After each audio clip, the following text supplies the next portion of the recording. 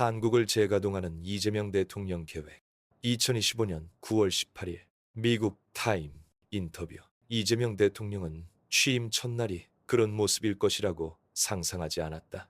6월 3일 대선에서 대통령으로 당선된 후 이 대통령의 참모진은 다음 날 아침 서울 시내 중심에 위치한 새 사무실에 도착했다. 사무실에는 쓰레기가 널려 있었고 책상에 모니터는 있었지만 컴퓨터는 전부 한 구석에 쌓여 있었다. 잠긴 문을 따고 기본적인 문구류를 찾는 일조차 어려웠다. 취임 후 서방 언론으로는 유일하게 타임지와 인터뷰를 가진 이 대통령 61세은 매우 바쁘고 혼란스러운 시기였다면서 사전에 많은 준비를 했다고 생각했지만 충분하지 않았다고 밝혔다. 이 혼란의 배후에는 불명예스럽게 실각한 윤석열 전 대통령이 있었다. 지난해 12월 윤 전 대통령이 선포한 계엄령으로 5천만 인구의 한국은 6개월간 정치적 마비 상태에 빠졌고 이는 윤 전 대통령의 탄핵으로 마무리되었다. 그리고 조기 대선을 거쳐 이 대통령이 당선되었다. 100일 남짓의 시간 동안 이 대통령은 취임 첫날 마주했던 혼란이 아득히 먼 기억처럼 느껴질 정도로 매우 바쁘게 일했다. 이 대통령은 세계에서 가장 인구 밀도가 높은 도시 중 하나인 서울에서 과열된 주택시장을 진정시키기 위해 부동산 매입을 위한 주택담보대출 한도를 6억 원으로 제한했다.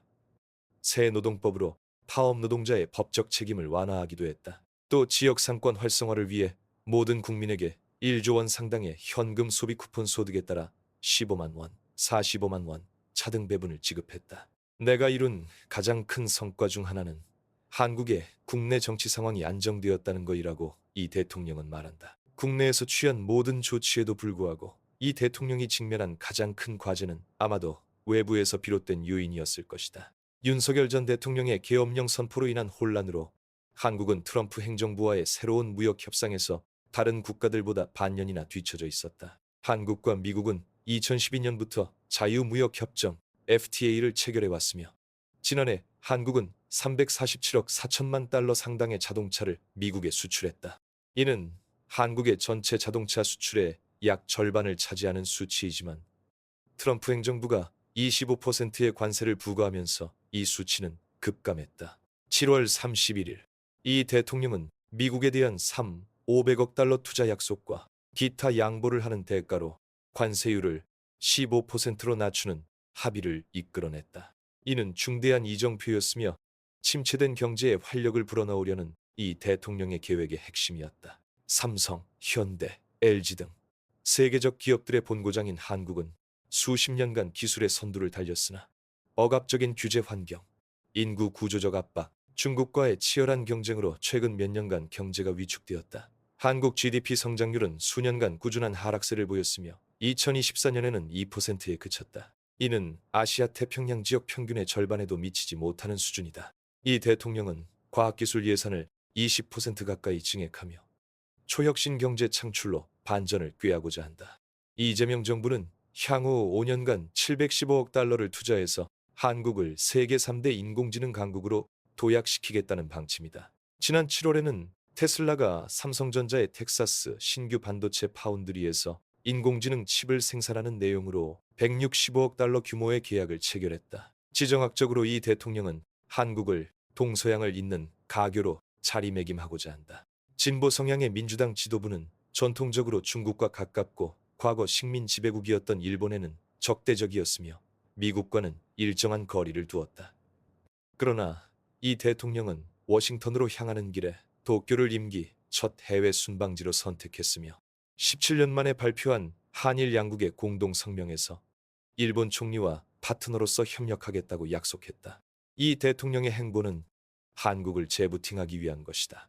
서방 사회는 한국을 초현대적인 기술과 K-팝 데몬 헌터스 같은 시대 정신을 정의하는 문화 현상으로 인식할지 모르지만 사실 한국은 선진국 중 최저 출산율, 가장 높은 자살률, 가장 높은 청년 실업률과 싸우고 있다.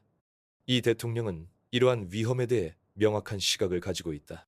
이 대통령은 한국이 매우 심각한 위기에 처해 있다면서 이러한 문제를 해결하려면 경제를 성장 궤도로 되돌리고 국민들이 더 많은 기회를 누릴 수 있도록 해야 한다고 밝혔다. 이 대통령의 주장은 한국의 번영을 이끌어내고 외부 환경에 쉽게 영향을 받는 공급망에서 한국의 역할을 강화하는 것이 지역 안보에도 도움이 될 수 있다는 것이다. 10월, 한국은 20년 만에 처음으로 아시아 태평양 경제협력체 정상회의를 개최하며 미중 정상 모두 참석할 예정이다. 이 대통령은 이번 에이펙 정상회의가 한국이 아시아의 최고 테이블로 복귀하는 촉매제가 되기를 바라고 있다. 그러나 이처럼 복잡한 상황을 헤쳐나가는 것은 쉽지 않을 전망이다. 이 대통령이 서울에서 타임즈와 인터뷰를 한 바로 그날, 불과 600마일 약 965km 떨어진 베이징에서는 시진핑 중국 국가주석이 블라디미르 푸틴 러시아 대통령과 김정은 북한 국무위원장을 맞이하여 제2차 세계대전 종전 80주년을 기념했다. 이란, 벨라루스, 미얀마 지도자 등 서방 언론이 격변의 축이라 칭하는 여러 국가의 정상들도 행사에 참석해서 미국 주도의 질서에 대한 노골적인 반발을 보였다. 이 대통령은 중국은 내가 참석하기를 바란 것 같지만 나는 더 묻지 않았다며 웃음 지었다. 이러한 배경 속에서 이 대통령은 역사적 동맹국인 미국에 지나치게 기울고 있다는 비판을 받고 있다. 그러나 특히 지난 9월 4일 조지아주에 위치한 현대자동차, LG자동차 배터리 공장에서 이민 세관 단속국 IC 요원들이 300명이 넘는 한국인 근로자를 체포한 사건 이후 미국이 여전히 신뢰할 수 있는 파트너인지에 대한 의문도 제기되고 있다. 이민 단속 사태에 이재명 정부의 외교부는 우려와 유감을 표명했다. 그러나 이 대통령은 한국이 백악관과의 관계를 공고히 함으로써 영내에서 교류와 협력의 가교 역할을 수행하기에 여전히 좋은 위치에 있다고 주장한다. 이 대통령은 우리는 새로운 세계 질서와 미국 중심의 공급망 속에서 미국과 함께할 것이지만 중국을 적대시하지 않도록 중국과의 관계도 잘 관리할 필요가 있다면서 그렇게 하지 않으면 한국이 두 진영 간 갈등의 최전선이 될 위험이 있다고 인정했다. 이 대통령은 어려움을 많이 겪어보았다. 한국 동부지역 농촌의 가난한 농가에서 7남매 중 5째로 태어난 그는 매일 초등학교까지 편도 2시간씩 걸어 다녔고 집에 돌아오면 밭을 갈았다.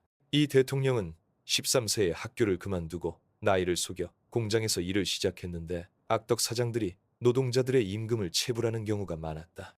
한 공장에서는 프레스 기계의 손목이 으스러지는 사고를 당했고 이 사고로 등록 장애인이 되었다. 끊임없는 고통에 시달리던 젊은 날의 그는 심지어 자살까지 시도했다. 그 절망의 나날에서 국가 최고 지도자 자리까지 오르게 된 것에 대해 묻자 이 대통령은 수줍은 듯 미소를 지으며 죽는 것도 힘들었다. 죽지도 못한다면 더 잘 살아보는 게 낫지 않겠는가? 라고 답했다.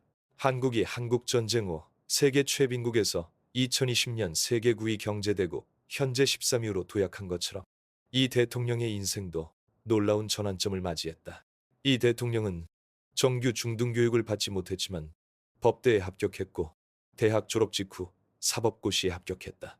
인권 및 노동권 문제에 깊이 몰두하는 기간을 거쳐 정치에 입문했다. 성남시장을 거쳐 이후에는 경기도지사를 역임했다. 2022년 대선에 출마했으나 윤석열 후보에게 0.7% 차이로 패배했다. 마침내 대통령으로 취임한 이 대통령은 현재 경제적 악조건에 직면해 있다. 성장률이 둔화하고 있는 가운데 한국의 나랏빚이 지난해 9,300억 달러로 급증하면서 한국을 인공지능 강국으로 탈바꿈시키겠다는 이 대통령의 야심에 불확실성이 커졌다. 한국의 내년 예산에는 GPU, 다시 말해 AI 전용 프로세서 15만 개를 확보하기 위한 재원도 포함돼 있다. 하지만 현재 전력 수요를 충족하는 데에도 애를 먹고 있을 정도로 과부하에 시달리는 전력망이 이 대통령의 야심을 따라잡을 수 있을지조차 불투명하다. 이 대통령은 논란의 여지가 있는 협력자들을 사면하고 2016년 개성공단 폐쇄에 대해 공식 사과한 것을 두고도 비판을 받고 있다. 한국 공장들은 개성공단에서 공동 국경을 통해 북한의 노동력을 이용할 수 있었다. 당시 박근혜 전 대통령은 북한의 4차 핵실험에 대응해 개성공단 가동을 중단했지만 이재명 정부는 북한의 어떠한 책임도 묻지 않겠다는 뜻을 분명히 했고 이에 한국 보수 진영은 김정은 정권에 대한 숭배라는 프레임을 씌웠다. 이 같은 여러 요인이 맞물리면서 7월 말 63%였던 이 대통령의 국정운영 지지율이 8월 중순에는 51%로 떨어졌다. 이후 이전 최고치로 반등했는데 도널드 트럼프 미국 대통령의 환심을 사는 한편 그와의 협상에 성공한 것이 지지율 반등의 계기가 됐다. 이 대통령은 트럼프 대통령의 키에 맞춰 제작하여 그의 이름을 새긴 골프채, 미국을 다시 위대하게가 쓰인 카우보이 모자, 한국의 전통적 조선 기술을 상징하는 약 30cm 크기의 거북선 모형 등을 들고 8월 25일 백악관을 방문하는 노련한 행보를 보였다. 트럼프 대통령이 이 대통령의 펜을 마음에 들어 하자 펜을 내주기도 했다. 이 대통령은 백악관 집무실에 화려한 실내 장식, 미 증시 급등, 트럼프 대통령의 외교력 등을 칭찬하기도 했다. 이 대통령은 유럽, 아시아, 아프리카, 중동 등 여러 곳에서 벌어지고 있는 전쟁들이 이제 트럼프 대통령의 역할로 휴전하고 평화가 찾아올 것이다라고 언급했다. 한미 정상회담에 앞서 긴장감이 감돌았다. 트럼프 대통령은 이 대통령을 만나기 몇 시간 전에 윤석열 전 대통령에 대한 수사와 관련해 한국에서 무슨 일이 일어나고 있나, 숙청 또는 혁명 같아 보인다는 글을 트루스 소셜에 올렸다. 이 대통령 측은 이 대통령이 볼로디미르 젤렌스키 우크라이나 대통령이나 시릴 라마포사 남아프리카 공화국 대통령처럼 일종의 매복 공격을 받지는 않을지 걱정했다. 하지만 정상회담은 화기애애한 분위기 속에 진행됐다. 트럼프 대통령은 이 대통령을 매우 좋은 사람이라고 지켜세웠다. 물론 이 대통령의 5천억 달러 규모 현금 투자 약속도 화기애애한 분위기에 도움이 됐다. 이 대통령은 앞서 합의한 3,500억 달러 외에 1,500억 달러 규모의 추가 대미 투자 계획을 공개했다. 대한항공이 500억 달러를 들여 보잉 항공기를 구매하기로 한 것도 그중 하나다. 다만 이 대통령은 미국을 위해 마련한 3,500억 달러 규모의 투자 기금을 둘러싸고 마쿠에서 어려운 과제에 직면해 있다. 전부 현금이어야 하는가? 투자 손실은 누가 떠안나? 등의 문제들이다. 이 대통령은 미국의 요구가 너무 엄격해서 내가 동의하면 탄핵당할 것이라며 미국 협상팀에 합리적인 대안을 요청했다고 말하고 있다. 이 문제들에 대한 합의가 없었기 때문에 이 대통령이 트럼프 대통령이 김정은을 상대로 거둔 외교적 성공을 칭찬하는 한편 북한과의 대화 재개를 촉구하는 데 집중한 것도 어찌 보면 놀랄 일이 아니었다. 트럼프 대통령은 김정은과 세 차례 만났다. 1950년부터 53년 한국전쟁 이후 한반도를 둘로 나눈 비무장지대에서 만난 것도 그중 하나다. 하지만 트럼프 대통령과 김정은 사이에 싹트던 브로맨스는 2019년 하노이 정상회담을 끝으로 순식간에 산산조각 났다. 당시 트럼프 대통령과 김정은은 앞선 싱가포르 정상회담에서 이룬 비핵화 합의를 도출하지 못한 것에 대해 서로를 탓하며 일찌감치 회담장을 떠났다. 이 대통령에게 있어 북미 대화에 한국이 적극 개입하는 일에 위험이 없는 것은 아니다. 여론은 민주당 소속 전임 대통령인 문재인 대통령이 북한에 대한 양보에만 몰두한 것처럼 보이자 등을 돌렸다. 하지만 김 위원장과의 외교라는 최고의 드라마를 다시 시작하는 것은 트럼프 대통령에게 흥미로운 사안이다. 그는 기자들 앞에서 올해 그를 만나고 싶다고 언급한 바 있다. 트럼프 대통령이 김 위원장 문제에 몰두하게 한다면 이 대통령이 한국의 염려를 덜어내도록 하는데 도움이 될 수 있다. 치나오미 홋카이도대 교수는 이 대통령은 아마도 무역 투자 문제에 대한 트럼프 대통령의 관심을 돌리기 위해 북한 이야기를 꺼냈을 것이라고 말한다.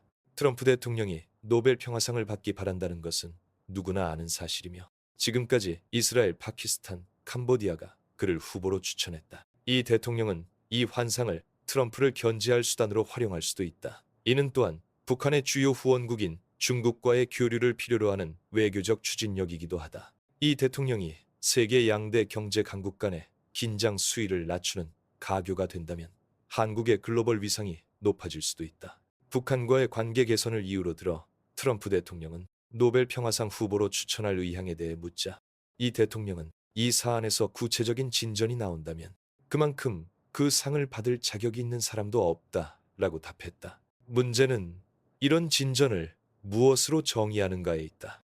김 위원장이 핵을 포기할 것이라고 믿는 이는 거의 없다.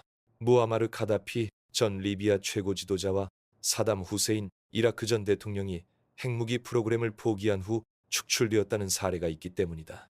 서울에 거주하는 탈북자 김철민 씨는 미국이 바랄 수 있는 최선은 비핵화가 아니라 핵 군축 협정일 것이라며 핵무기의 부분적 파괴를 대가로 모든 제재가 해제되는 건이라고 덧붙였다. 그는 과거 북한 정권의 비밀 자금을 관리했으며 안전을 위해 익명을 요구했다. 그러나 2017년 부과되어 남북 경제 협력을 사실상 불가능하게 한 엄격한 유엔 제재를 철회하는 것은 큰 논란이 될 수 있다. 그래도 군비 통제에 초점을 맞추는 것은 합리적이다. 북한은 최소 50개의 핵폭탄을 보유하고 있는 것으로 추정되며 매년 12개의 핵무기를 생산할 수 있을 것으로 추정된다. 이 대통령은 1994년 북한이 중유와 경수로를 대가로 핵 프로그램을 동결하기로 합의했던 사례를 지적했다. 이 합의는 2003년 무산되었다.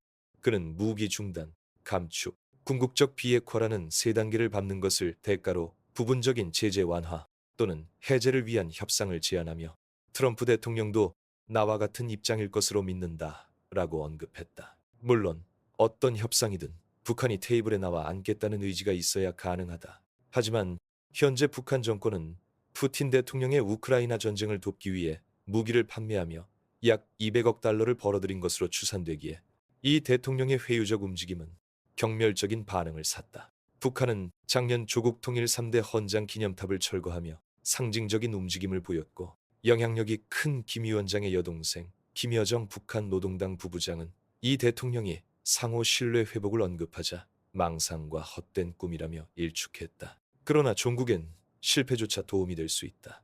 과거 트럼프 대통령의 북한과의 대화는 객관적으로 실패였지만 작은 칼럼란에서의 언급, 속보 알림, 기존의 관례를 깨뜨린 것을 성공으로 보는 트럼프 대통령은 이를 실패로 보지 않았을 것이다.